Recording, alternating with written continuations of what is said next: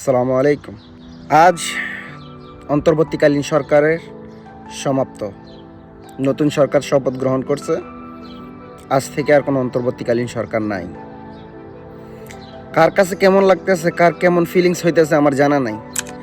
অনেক ব্যর্থতা, অনেক সফলতা। 194টা আন্দোলন করছে অন্তর্বর্তীকালীন সরকারের সময়। আনসার, পুলিশ, আমলা, মোল্লা, মুন্সি, শিক্ষক, এমন কেউ বাদ নাই যে আন্দোলন করে নাই। সবার সব কিছু প্রয়োজন।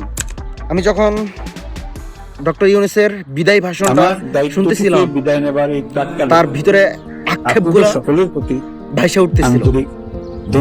তিনি সংস্কারের জন্য যে প্রতিষ্ঠানে হাত দিছে ওইখানে তারা বাধা দিছে। মানুষ বলতেই বল।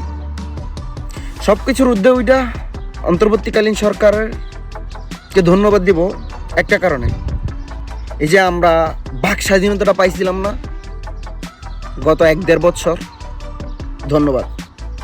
অন্য কোনো সরকারের সময় এভাবে কথা বলাই যায় নাই। বাকি সামনের দিন তো আল্লাহ মালিক। আপনাকে এই জাতি কাজে লাগাইতে পারে নাই, এটা এই জাতির ব্যর্থতা, আপনার ব্যর্থতা না। আপনি চেষ্টা করছেন। আপনি দায়িত্ব না নিলে এই ধ্বজভঙ্গ রাষ্ট্রটার যে কি হইতো এই জাতি হয়তো জানেই না। এখন বলবে যে অনেকেই তো আছে।